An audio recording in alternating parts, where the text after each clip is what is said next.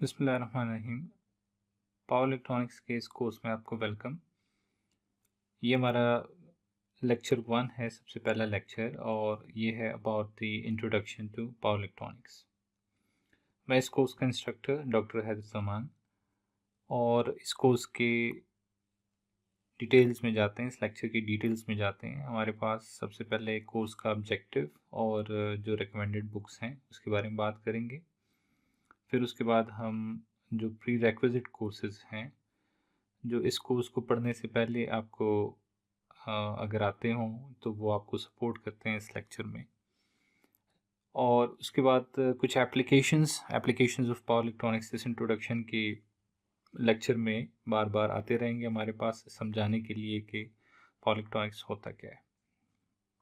फिर नॉमेनक्लेचर को डिस्कस करेंगे, जो डिफरेंट सिंबल्स हैं जो इस कोर्स के अंदर हम यूज़ करेंगे, उन सिंबल्स का क्या मतलब होगा, ताकि आपको आसानी हो समझने में कि कौन सा सिंबल क्या रिप्रेजेंट करे और कन्फ्यूजन को अवॉइड किया जा सके। इस वजह से नॉमेनक्लेचर का जो इंट्रोडक्शन है वो बहुत ज़रूरी है।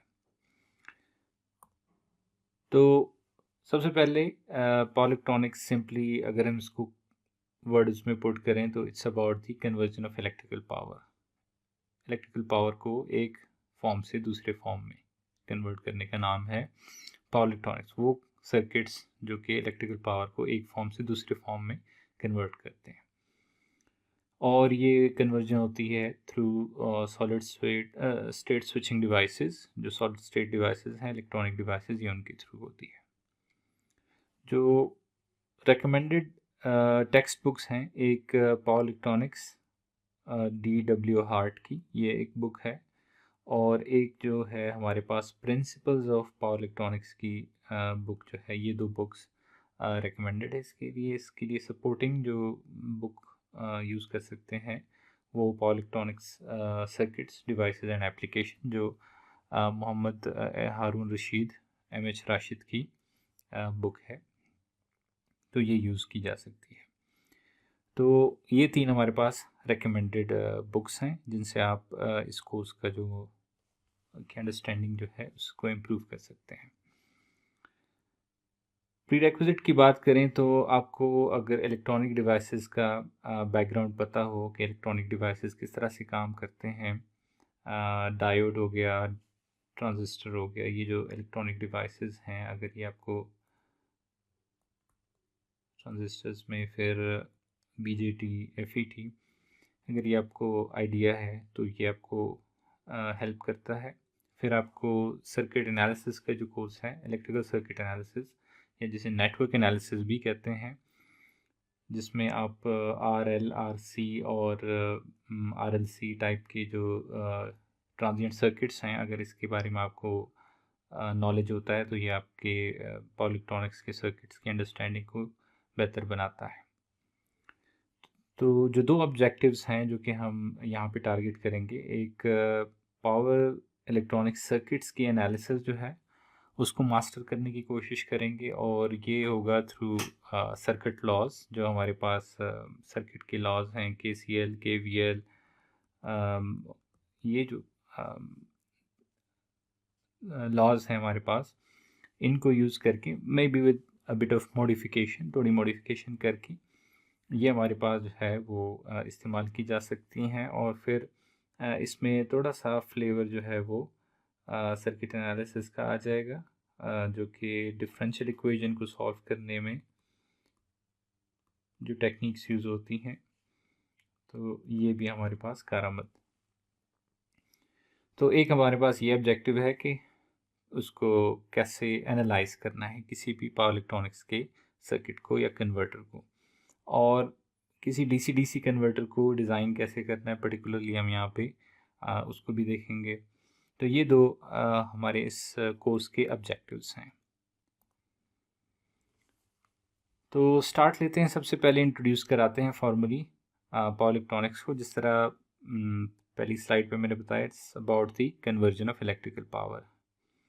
तो मतलब ये है कि जो लोड है हमारे पास, लोड की कोई रिक्वायरमेंट है, लेट्स से वोल्टेज की, करंट की, पावर की, ये हमारे पास रिक्वायरमेंट जो है वो हमारे पास सोर्स जो है उसने प्रोवाइड करनी है लेकिन जिस फॉर्म में हमें लेट्स से वोल्टेज चाहिए, फॉर इंस्टेंस हमें वोल्टेज चाहिए 12 वोल्ट, जबकि ये डीसी, और यहाँ पे जो सोर्स है ये हमें प्रोवाइड कर रहा है let's say 220 volt 50 hertz AC.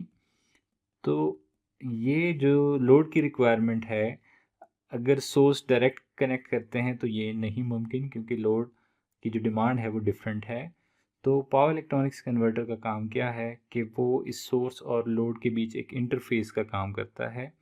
तो लोड को जिस फॉर्म में इलेक्ट्रिकल पावर रिक्वायर्ड है, ये क्या करता है कि उस पर्टिकुलर फॉर्म में कन्वर्ट कर देता है इलेक्ट्रिकल पावर को, ताकि लोड जो है वो स्मूथली रन हो सके। तो सिंपली एक फैसिलिटेशन का काम कर रहा है सोर्स और लोड के बीच, ठीक है। तो क्योंकि लोड हमारे पास in speaking in electrical domain, load हमारे पास एक तरह से क्लाइंट है, और क्लाइंट की ज़रूरियात का हमने ख्याल रखना होता है कि उसको क्या क्या चाहिए, वो चीज़ें हम प्रोवाइड कर सकें, किस फॉर्म में चाहिए इलेक्ट्रिकल पावर। तो जो रेडिली अवेलेबल सोर्स है, अगर वो उस फॉर्म में नहीं है जो कि लोड की रिक्वायरमेंट है, तो हमें फिर एक पावर इलेक्ट्रॉनिक कन्वर्टर की ज़रूरत पड़ती है जो कि इस कन्वर्जन को परफॉर्म करता है। अच्छा, अब हमारे पास एक एग्ज़ाम्पल की तरफ आते हैं इस पॉइंट को समझने के लिए कि जो इलेक्ट्रिकल पावर की कन्वर्जन है, ये कन्वर्जन जो है होनी चाहिए एफिशिएंट।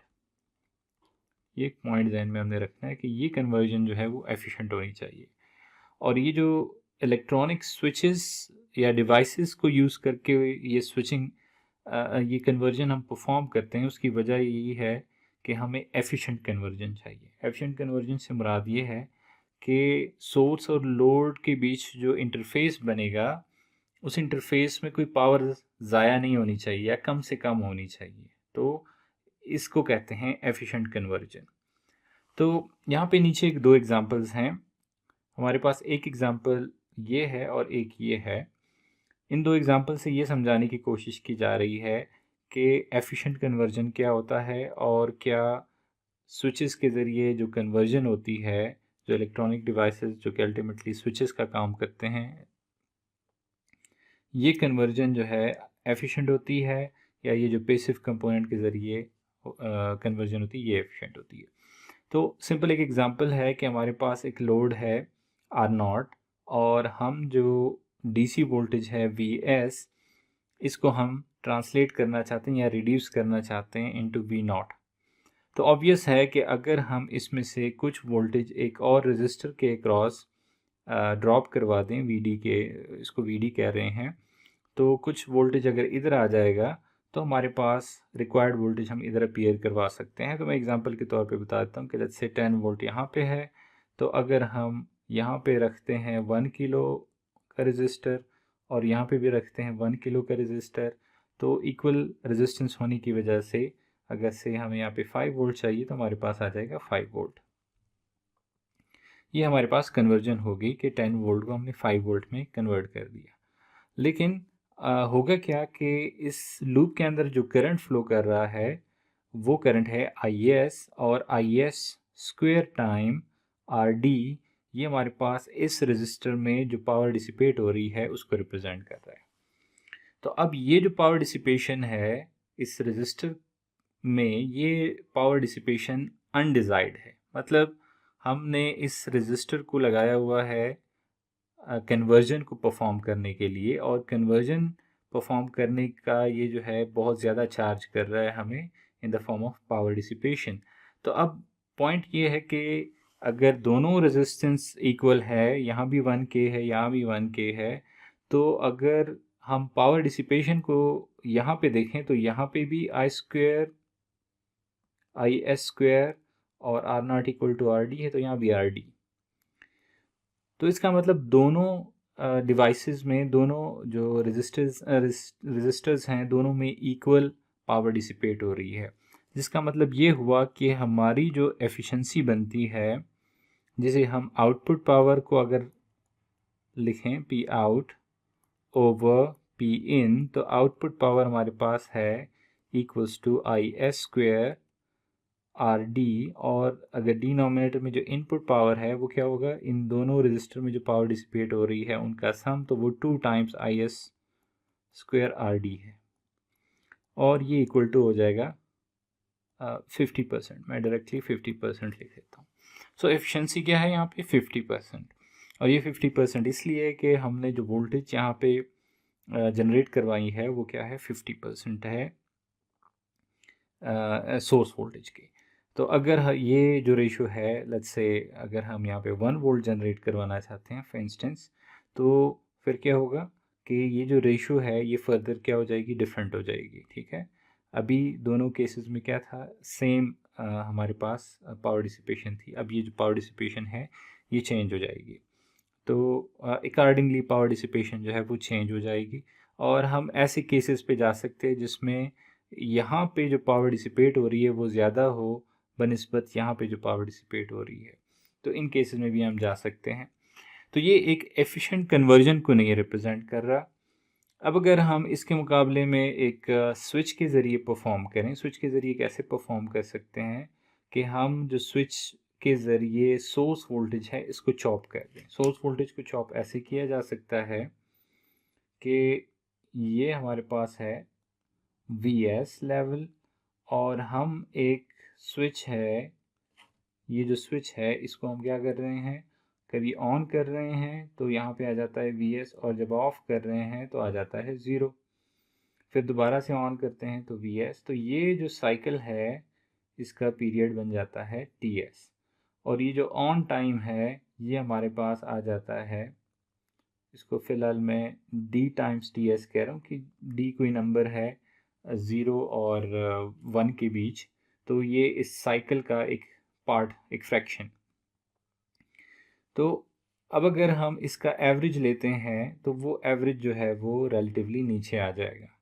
तो हम इस चॉपिंग के ज़रिए इस डीसी लेवल को ऊपर या नीचे लेके जा सकते हैं। मिसाल के तौर पे मैं इसको फर्दर नीचे लेके आना चाहता हूँ, तो मैं ये जो ऑन टाइम है इसको बहुत कम कर दूंगा, तो ये जो एवरेज है ये नीचे आ जाएगा। तो एवरेज को हम कंट्रोल कर सकते हैं, और फिर जो इसमें ये जो डेंट बना है या जो चॉप्ड वर्जन है इसमें से स्मूथिंग के लिए हम यूज़ कर सकते हैं फिर फ़िल्टर। ठीक है, क्योंकि फ़िल्टर एक लेट्स से एलसी टाइप से यहाँ पे फ़िल्टर लगा देते हैं, तो क्योंकि ये पैसिव कंपोनेंट है इसमें डिसिपेशन बहुत कम होती है, तो इससे एफिशिएंसी जो है वो ज़्यादा मुतासर जो है वो नहीं होगी। और जब स्विच की बात करें तो स्विच में हमारे पास क्या होगा कि स्विच जब ऑन होता है तो स्विच के ऑन होने की वजह से उसमें उसके क्रॉस जो वोल्टेज बनती है वो ज़ीरो हो जाएगी, और अगर करंट लेट्स से कोई भी करंट है आई एस, तो पावर डिसिपेशन अगर इन दोनों का हम प्रोडक्ट लेंगे तो वो हो जाएगी, पावर डिसिपेशन जो है वो इस स्विच में हो जाएगी ज़ीरो। इसी तरह अगर दूसरा केस है जिसमें ये जो स्विच है ये ओपन है, तो स्विच के ओपन होने की वजह से जो करंट है वो ज़ीरो हो जाएगा, और करंट ज़ीरो होने की वजह से यहाँ पे वी एस डब्ल्यू जो भी है स्विच के क्रॉस वोल्टेज, इनका जो प्रोडक्ट है वो फिर से ज़ीरो होगा। तो ये जो स्विच है ये हमारे पास हायर एफिशिएंसीज को इनेबल करता है as compare to the resistive case. तो ये एक सिंपल जो केस है, मैंने एग्जांपल बनाई यहाँ पे डीसी टू डीसी कन्वर्जन की, कि अगर हमारे पास सिंपल एक वोल्टेज डिवाइडर लगाते हैं तो उसका नुकसान क्या है कि उससे एफिशिएंसी बहुत लो हो जाती है, और जबकि अगर हम स्विचिंग के ज़रिए करते हैं तो एफिशिएंसी जो है वो काफ़ी हाई रहेगी। अब पावर इलेक्ट्रॉनिक्स के कंपोनेंट्स की अगर हम बात करें ओवरऑल सिस्टम की, तो हमारे पास ये जो डायग्राम है, जो हम मिक्सचर बनाने का एक डायग्राम है, इसमें एक जो मेन कंपोनेंट है वो है स्विचिंग डिवाइसेस। इसमें मेन पार्ट है स्विचिंग डिवाइसेस का, जो कि सेमीकंडक्टर स्विचेस होंगे, ऑन एंड ऑफ का ऑपरेशन उससे परफॉर्म करेंगे। दूसरा इसमें इंडक्टर्स, कैपेसिटर्स एंड ट्रांसफार्मर्स ये हमारे पास इन्वॉल्व होंगे। जिस तरह आपको बताया कि फ़िल्टरिंग के लिए हमें इंडक्टर्स और कैपेसिटर्स और आइसोलेशन के लिए ट्रांसफार्मर्स की ज़रूरत पड़ती है। और फिर हमारे पास ऐसी सिचुएशन आती है जहाँ पे फीडबैक कंट्रोल जो है वो ज़रूरी हो जाता है किसी आउटपुट को रेगुलेट करने के लिए। तो ये हमारे पास ये 3 कंपोनेंट्स मिलके पावर इलेक्ट्रॉनिक्स कन्वर्टर की रेसिपी जो है वो बना देता है। तो यहाँ पे इस ब्लॉक डायग्राम से हम देख सकते हैं कि ये ज़्यादा डिटेल डायग्राम है पिछले वाले डायग्राम के निस्बत, जिसमें हमारे पास सोर्स और सिर्फ लोड के बीच एक पावर इलेक्ट्रॉनिक्स कन्वर्टर एक इंटरफेस बताया हुआ था। अब हमारे पास ज़्यादा डिटेल डायग्राम है कि इसमें कोई इनपुट फ़िल्टर और आउटपुट स्टेज पे फ़िल्टर हो सकता है। फिर हमारे पास जो फीडबैक कंट्रोल की हमने बात की कि जो आउटपुट है हमारे पास उसको एक कंट्रोलर के अंदर हम फीड कर देते हैं और एक रेफरेंस के साथ उसको कंपेयर कर देते हैं। ये रेफरेंस वो वैल्यू है जो कि हम अचीव करना चाहते हैं। मिसाल के तौर पे हम 20 वोल्ट्स 10 वोल्ट्स ये रेफरेंस रखते हैं। तो ये कोई कन्वर्टर है जिसकी आउटपुट पे हम 10 वोल्ट अचीव करना चाहते हैं। तो ये कंट्रोलर क्या करता है कि इसका फीडबैक लेके इस रेफरेंस से कंपेयर करके जज करता है कि क्या एक्चुअल वैल्यू इस रेफरेंस वैल्यू से ज़्यादा है या कम है। तो ये अकॉर्डिंगली एडजस्टमेंट करके यहाँ पे जो स्विचेस होंगे, जो उन स्विचेस को अकॉर्डिंगली ट्रिगर करेगा। और हमारे पास स्विचेस को ट्रिगर करने के लिए हमें गेट ड्राइवर की ज़रूरत होती है, तो लेवल शिफ्टिंग और उसकी ज़रूरत होती है। तो हमारे पास कंट्रोलर इस गेट ड्राइवर को कमांड देगा और वो फर्दर जो है स्विचेस को ऑन ऑफ कराएगा। तो ये एक बिगर व्यू है पावर इलेक्ट्रॉनिक्स कन्वर्टर का, कि जिसमें हमारे पास controller, gate driver, filters and switching part जो है वो सारा शो किया गया है। थोड़ी सी हिस्ट्री की अगर बात की जाए तो मैं दोबारा से रिकॉल करूँगा कि हमारे पास जो मेन हमारे पास ऑब्जेक्टिव है वो क्या है, पावर कन्वर्जन। तो पावर कन्वर्जन हमें पता है कि शुरू से ही ये लड़ाई थी कि एसी बेहतर है कि डीसी बेहतर है, जिसे हम वॉर ऑफ करंट्स भी कहते हैं। एडिसन के सिस्टम से स्टार्ट होने वाली ये बहस और या ये जो मुनाजरा है कि एसी बेहतर है कि डीसी बेहतर है, और फिर दोनों का को एग्जिस्टेंस के दोनों एक साथ एग्जिस्ट करें, एक फॉर्म को दूसरे में कन्वर्ट किया जाए, एसी को डीसी में या डीसी को एसी में। तो इस सिलसिले में जो मर्करी आर्क रेक्टिफायर्स हैं वो एक ब्रेक थ्रू साबित हुए, क्योंकि रेक्टिफायर्स जो है वो एसी टू डीसी कन्वर्जन में वाइटल रोल प्ले करते हैं। फिर हमारे पास जब 1947 में बीजेटीज इंट्रोड्यूस हुए तो वो एक बड़ा ब्रेक थ्रू साबित हुआ।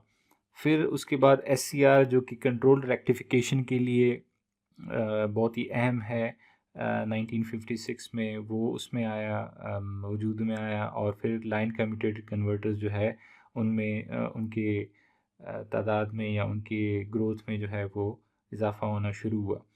फिर इसी तरह से जो डीसी डीसी कन्वर्जन्स हैं इसके बाद ये भी इनेबल हो गया।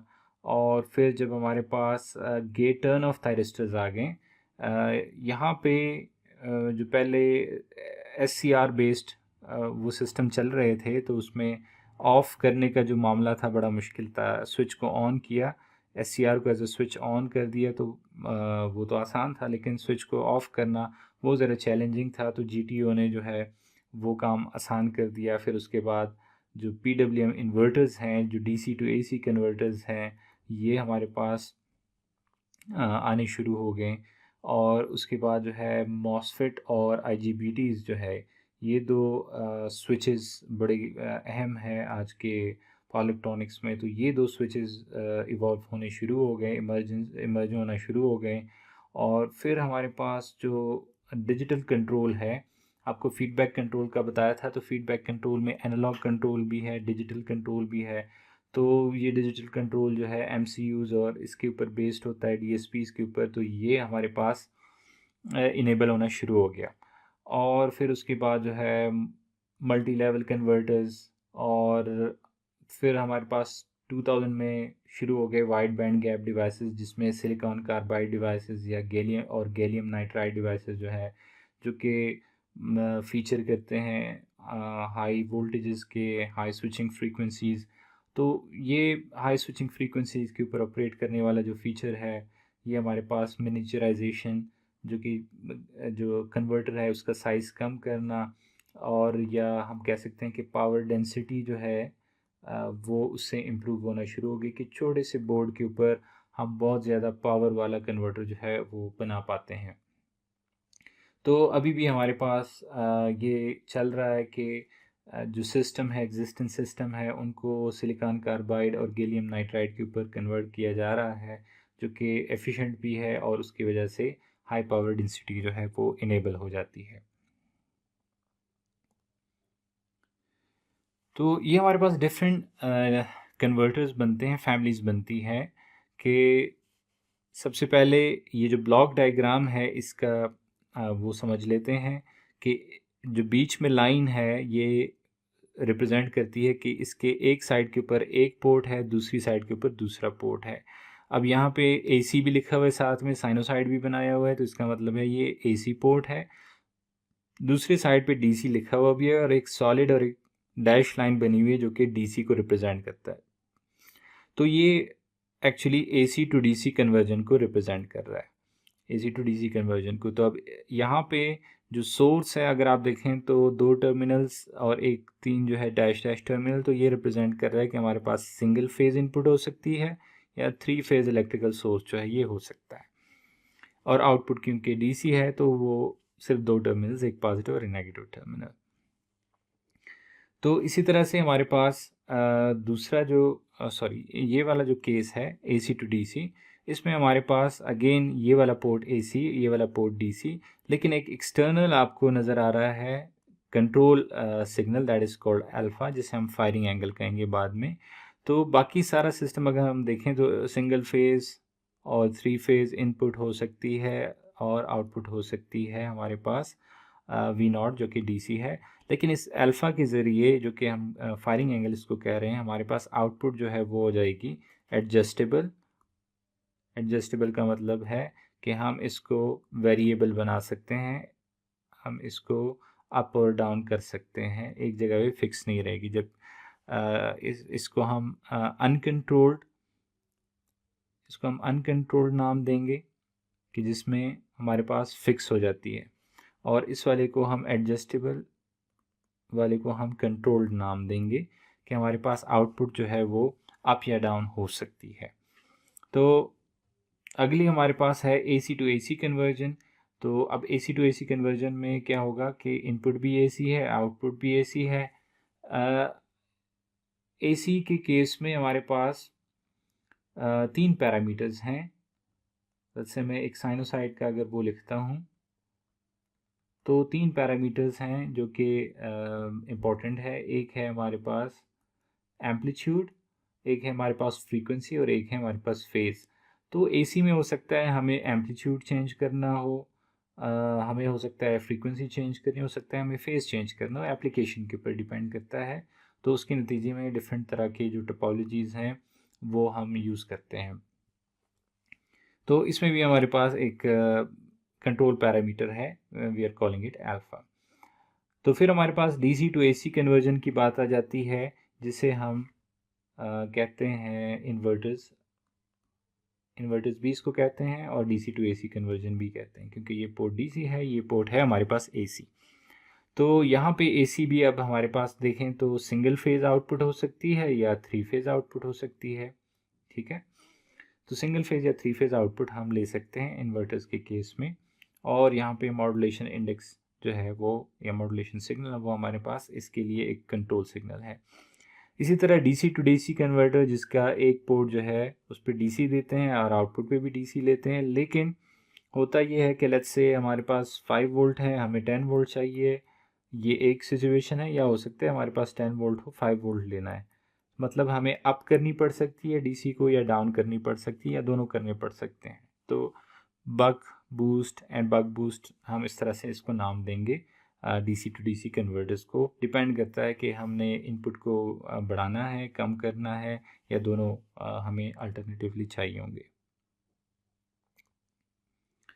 तो अब ये थोड़ी सी जो कन्वर्टर्स की इंट्रोडक्शन हो गई है, उनकी थोड़ी थोड़ी सी डिटेल्स भी कि ये कन्वर्जन स्विचिंग के ज़रिए कैसे परफॉर्म होती है। तो वो हम यहाँ पे डिस्कस कर रहे हैं। एक रेक्टिफायर्स के बारे में सबसे पहले डिस्कस कर रहे हैं हम, अनकंट्रोल्ड और कंट्रोल्ड के बारे में। दोनों में मैंने आपको फ़र्क बताया था कि अनकंट्रोल्ड में जो आउटपुट लेवल है ये फिक्स हो जाता है, आउटपुट जो है वो फिक्स है, डिपेंड करता है इस सोर्स वोल्टेज के ऊपर। जबकि हमारे पास कंट्रोल्ड के अंदर क्या होगा कि हम आउटपुट को एडजस्ट कर सकते हैं। तो यहाँ पे एग्जांपल से समझते हैं। तो से ये एसी सोर्स है, वी एस इंस्टेंटेनियस वोल्टेज है, आउटपुट इंस्टेंटेनियस वी नॉट से रिप्रेजेंट कर रहे हैं। 4 स्विचेस हैं यहाँ पे, S1, S4, S2, S3, S4, ये 4 स्विचेस हैं जो कि इस कन्फिगुरेशन को हम कहते हैं ब्रिज कन्वर्टर इसको हम कहते हैं। डिपेंड करता है यहाँ पे स्विच क्या है, डायोड है, FET है, SCR है, लेकिन जब इस कन्फिगुरेशन में डिवाइसेस कनेक्टेड हों तो उसको हम नाम दे देते हैं ब्रिज कन्वर्टर का। ओके, तो अब अगर हमारे पास जो Vs है, सोर्स वोल्टेज, अगर हम यहाँ पे देखते हैं, ये प्लॉट हुआ है Vs, तो Vs का जब पॉजिटिव साइकिल आता है तो इस पॉजिटिव साइकिल के लिए लेट्स से हम क्लोज कर देते हैं S1 और S2 को, इन दोनों को हम क्लोज कर देते हैं। तो ये दोनों अगर क्लोज हो गए और S3 और S4 को ओपन कर दिया तो होगा क्या कि हमारे पास जो पॉजिटिव टर्मिनल है ये Vs का, ये आ जाएगा, कनेक्ट हो जाएगा V0 के पॉजिटिव एंड के साथ, और V0 का नेगेटिव एंड जो है वो कनेक्ट हो जाएगा Vs के नेगेटिव एंड के साथ, और हम लिख सकेंगे कि V0 is equals to Vs बन जाएगा। तो इसका मतलब जो हमारे पास Vs है वही हमारे पास बन जाएगा V0। तो एक तो ये केस हो गया। अब दूसरे केस को डिस्कस करते हैं कि लेट्स से अल्टरनेटिवली हम 3 और 4 को क्लोज करने लगे हैं जब हमारे पास Vs का नेगेटिव साइकिल आ रहा हो। तो अगर 3 और 4 क्लोज कर दिया जाए तो Vs का नेगेटिव V0 के पॉजिटिव के साथ, और V0 का जो नेगेटिव है वो Vs के पॉजिटिव के साथ। तो ये अब हम कब करेंगे, जब हमारे पास Vs नेगेटिव होगा। तो जब Vs नेगेटिव होगा और हम करेंगे V0 equals to negative Vs, output जो है इस केस में आ जाएगी इक्वल टू नेगेटिव Vs। तो इसका मतलब जो Vs की शेप है वो नेगेटिव 1 के साथ मल्टीप्लाई होकर V0 बन जाएगी। तो इसका मतलब वो नेगेटिव जो है वो पॉजिटिव हो जाएगा। फिर से हम क्लोज कर देंगे, यहाँ पे क्लोज था 3 और 4, अब दोबारा से क्लोज कर देंगे 1 और 2 को। तो 1 और 2 जब भी क्लोज होगा तो होगा हमारे पास V0 इक्वल्स टू Vs, और ये जो Vs का पॉजिटिव साइकिल है फिर से आ जाएगा। तो इस तरह से हमारे पास आउटपुट जो है वो सिर्फ डिपेंडेंट है Vs के ऊपर, सोर्स वोल्टेज के ऊपर, और इसके अलावा हमारे पास कंट्रोल करने के लिए कुछ नहीं है। ये स्विचेस हम ऐसे यूज़ करते हैं जो कि एग्जैक्टली इन्हीं मोमेंट्स के ऊपर, इन्हीं पॉइंट्स के ऊपर स्विचिंग करते हैं। अच्छा, अब दूसरे केस की तरफ आते हैं कि अगर हम ऐसा करते हैं कि ज़ीरो के ऊपर स्विचेस, अगर ऐसे हैं कि ज़ीरो के ऊपर उसकी स्विचिंग नहीं कराते बल्कि थोड़ा सा डिले करके एक एंगल अल्फ़ा के ऊपर उसको ट्रिगर करवा देते हैं, तो क्या होगा कि इस अल्फ़ा एंगल से आगे S1 और S2 ऑन हो जाएंगे, और जब भी S1 और S2 ऑन होते हैं तो पिछले केस से हमें क्या पता चला कि V0 इक्वल्स टू हो जाता है Vs। तो ये जो स्लाइस्ड वर्जन है इस Vs का, यहाँ से जो स्टार्ट होता है अल्फ़ा से और ये जो आगे आ रहा है ये हमारे पास आ जाएगा इक्वल टू V0। अब हम क्या करते हैं कि इस पॉइंट के ऊपर पाई प्लस अल्फ़ा के ऊपर हम ट्रिगर कर देते हैं, 3 और 4 को ऑन कर देते हैं और 1 और 2 को ऑफ कर देते हैं। तो जब 3 और 4 ऑन होता है तब हमारे पास होता है V0 equals to negative Vs। तो V0 इक्वल्स टू जब नेगेटिव Vs होगा तो ये जो पार्ट है हमारे पास, ये जो हिस्सा है यहाँ तक, ये हिस्सा हमारे पास आ जाएगा फ्लिप होगी, क्योंकि नेगेटिव इसके साथ मल्टीप्लाई होगा, इसके साथ नेगेटिव मल्टीप्लाई हो रहा है, तो इसका मतलब यहाँ से ये फ्लिप होके बनेगा। ठीक है, दोबारा से 1 और 2 ऑन हो जाएगा, 3 और 4 ऑफ हो जाएंगे, तो फिर से जो है V0 इक्वल्स टू Vs। तो इस तरह से हमारे पास जो वेव फॉर्म है वो जनरेट हो रही है। अब ये देखने वाली बात है कि यहाँ पे जो V0 एवरेज है वो तो फिक्स है, लेकिन यहाँ पे जो V0 एवरेज है ये हमारे पास एडजस्टेबल है, क्योंकि अगर अल्फ़ा को हम थोड़ा सा आगे लेके जाते हैं तो ये जो नेगेटिव पोर्शन है ये बढ़ता जाएगा, और नेगेटिव पोर्शन बढ़ने की वजह से हमारे पास जो डीसी लेवल है ये नीचे आता रहेगा। ठीक है, तो अगर लेट्स से अल्फ़ा को थोड़ा सा आगे लेके जाते हैं तो फिर हमारे पास ये जो वेव फॉर्म है ये कुछ यूँ बनती जाएगी, थोड़ा सा डिले होती जाएगी, और ये जो नेगेटिव पार्ट है ये बढ़ता जाएगा, जिसकी वजह से जो डीसी लेवल है ये नीचे आता रहेगा। तो इसकी वजह से हम इस डीसी लेवल को एडजस्ट कर सकते हैं। और अगर हम इसको यहाँ पे ऑन करवाते हैं, लेट्स से इस पॉइंट पे, अगर इस पॉइंट पे हम ट्रिगर करवाते हैं तो फिर जो नेगेटिव पार्ट है ये कम रह जाएगा और डीसी लेवल जो है वो ऊपर चला जाएगा। तो ये हमारे पास एडजस्टेबल डीसी को रिप्रेजेंट कर रहा है और हम इसको कहते हैं कंट्रोल्ड रेक्टिफिकेशन। फिर हमारे पास आ जाता है डीसी टू एसी कन्वर्टर्स, और इसको हम नाम देते हैं इन्वर्टर का भी। तो अब अगर हम इसमें देखें तो इसमें भी ब्रिज कन्वर्टर ही यूज़ हो रहा है, लेकिन जहाँ पे डीसी सोर्स है यहाँ पे पहले हमारे पास लोड हुआ करता था और यहाँ पे हमारे पास एसी सोर्स हुआ करता था। तो अब यहाँ पे आ गया लोड और सोर्स जो है वो यहाँ पे आ गया, जो पिछले स्लाइड्स के एसी टू डीसी कन्वर्टर के जो स्लाइड पे हमने देखा। तो अब क्या होता है कि अगर 1 और 2 क्लोज होता है, 1 और 2 क्लोज होता है तो वी एस का पॉजिटिव वी नॉट के पॉजिटिव के साथ, वी एस का नेगेटिव वी नॉट के नेगेटिव के साथ, तो हमारे पास जो वेव फॉर्म है वो कुछ यूँ आ जाती है, positive V S, S1 S2 closed या ऑन है और S3 S4 ओपन है। अब दूसरे केस को डिस्कस करते हैं कि अगर हम 3 और 4 को क्लोज कर दें, 1 और 2 को ओपन छोड़ दें, तो फिर क्या होगा कि हमारे पास जो नेगेटिव एंड है वी नॉट का ये वी एस के पॉजिटिव के साथ, और जो पॉजिटिव एंड है हमारे पास वी नॉट का वो वी एस के नेगेटिव एंड के साथ कनेक्ट हो जाएगा, और ये हमारे पास कहलाएगा वी नॉट इक्वल्स टू, यहाँ पे V naught equals to V S है और यहाँ पे हो जाएगा V naught equals to negative V S.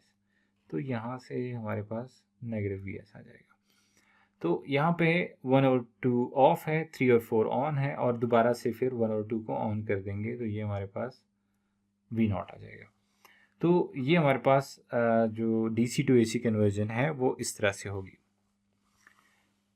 अब हमारे पास अगला हम देख रहे हैं डीसी टू डीसी कन्वर्जन का, और डीसी टू डीसी कन्वर्जन का जो फ्लेवर है आप उसमें देख चुके हैं। जो शुरू में हमने एफिशिएंट कन्वर्जन की बात की जिसमें हमने कहा कि उसको चॉप करते हैं, डीसी वोल्टेज को चॉप करते हैं, तो एग्जैक्टली वही एग्जांपल है कि हमारे पास है एक सोर्स वोल्टेज डीसी और यहाँ पे आउटपुट है वी नॉट जो कि लोड यहाँ पे कनेक्टेड है, और यहाँ पे एक स्विच है जो कि इधर कनेक्टेड है पोजीशन वाई नॉट के साथ, और ये हम कभी कनेक्ट करते हैं वाई एन के साथ और कभी हम इसको कनेक्ट कर देते हैं वाई एस के साथ।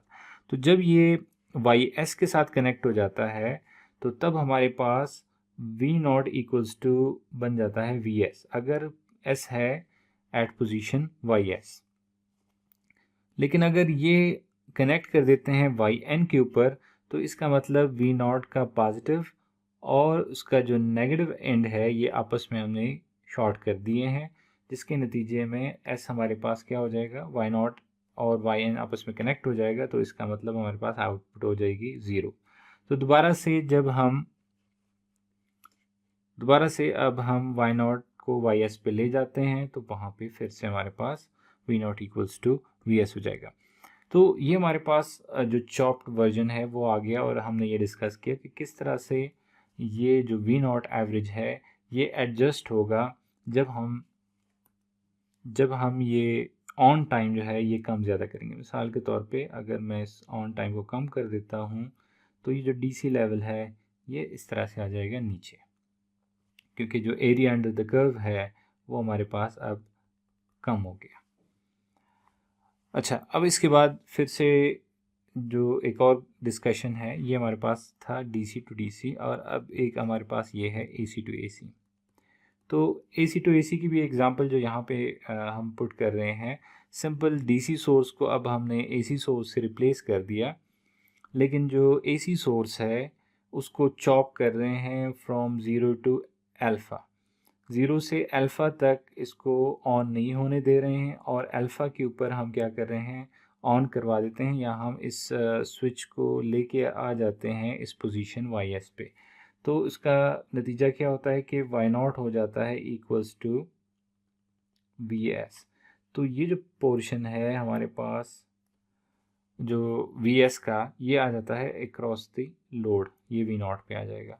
फिर हमारे पास दोबारा से ये जो रीजन है पाई से लेके पाई प्लस अल्फ़ा तक, यहाँ पे दोनों में से किसी भी सॉरी ये पोजीशन वाई एन के ऊपर है। तो ये जब पोजीशन वाई एन के ऊपर है तो इसका मतलब पॉजिटिव और नेगेटिव एंड आपस में कनेक्ट हो गए और यहाँ पे आ जाएगा ज़ीरो। फिर जब हमारे पास पाई प्लस अल्फ़ा पे पहुँचते हैं तो वहाँ पे दोबारा से हम स्विच को ले आते हैं इस पोजीशन पे और हमारे पास ये V naught equals to V S हो जाता है। तो शुरू रेक्टिफायर वाले केस में क्या होता था, या V naught equals to V S होता था और फिर V naught equals to negative V S होता था, लेकिन यहाँ पे V naught equals to V S, V naught equals to V S, negative cycle ही चल रहा है। सिर्फ हो ये रहा है कि बीच में हम इस कंडक्शन को इंटरप्ट करें, इस एसी को चॉप कर रहे हैं, जिसके नतीजे में क्या होता है कि इसकी जो आरएमएस वैल्यू है, इसकी आरएमएस वैल्यू और इसकी आरएमएस वैल्यू जो है वो चेंज हो जाती है, इसकी आरएमएस वैल्यू जो है वो उसके मुकाबले में नीचे आ जाती है। तो हम इसको कम ज़्यादा कर सकते हैं, आरएमएस वैल्यू को इस तरह से एडजस्ट कर सकते हैं। तो सिंपल अगर जो डिमर है हमारे पास, लाइट डिमर अगर हम बात करें तो लाइट डिमर जो है इस तरह से काम कर सकता है। आप उसको आरएमएस जो वोल्टेज अप्लाई कर रहे हैं उसको कम करते हैं तो उसकी रोशनी कम हो जाएगी, और अगर आप उसको आरएमएस वैल्यू बढ़ा देंगे तो उसकी जो ब्राइटनेस है वो बढ़ जाएगी। अब कुछ कन्वर्जन हमारे पास ऐसी होती हैं कि वो एक स्टेप में नहीं होती बल्कि एक दो स्टेप्स में होती हैं। मतलब ये हमारे पास सोर्स है, इस सोर्स के एसी को लेके पहले हम एक स्टेप में इसको डीसी में कन्वर्ट कर देते हैं और दूसरे स्टेप में फिर वो डीसी जो है एसी में कन्वर्ट कर देते हैं। तो ये हमें ज़रूरत पड़ती है कुछ सिचुएशंस में से हमें फ्रीक्वेंसी भी चेंज करनी है और फेज़ भी चेंज करना है। लेट्स से हमें कोई मोटर ड्राइव के लिए चाहिए,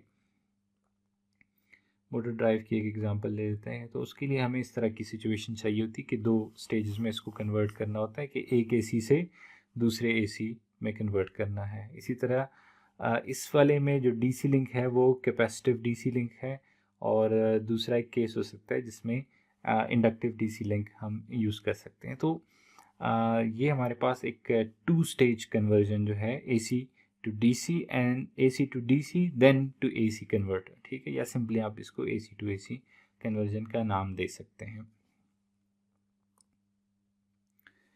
ये हमारे पास कुछ एप्लीकेशंस आ गई कि लेट्स से यूटिलिटी ग्रिड है हमारे पास और डिपेंड करता है किस कंट्री का है, तो मे बी हम 110 वोल्ट आरएमएस और 60 हर्ट्ज़ फ्रीक्वेंसी या 220 वोल्ट आरएमएस 50 हर्ट्ज़ की बात कर रहे हैं। ये ग्रिड में से हम पावर ले रहे हैं, लेकिन लेट्स से हमें अपने लैपटॉप को चलाना है इसमें से, तो हम क्या कर देते हैं एसी टू डीसी कन्वर्जन करेंगे।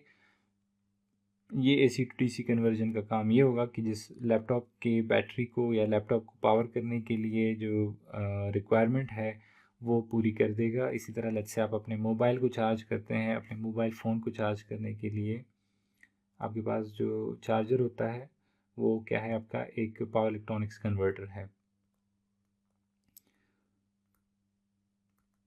ओके, इसी तरह अगर हमारे पास कोई बैटरी है और बैटरी में से हम करते हैं DC to AC conversion, let's say आपके पास यूपीएस है, अनइंटरप्टेड पावर सप्लाई, और यहाँ पे हमारे पास कंप्यूटर है, इसको हम पावर करना चाहते हैं, तो ये जो है यूपीएस के थ्रू अनइंटरप्टेबल पावर सप्लाई के ज़रिए हम इसको पावर कर सकते हैं।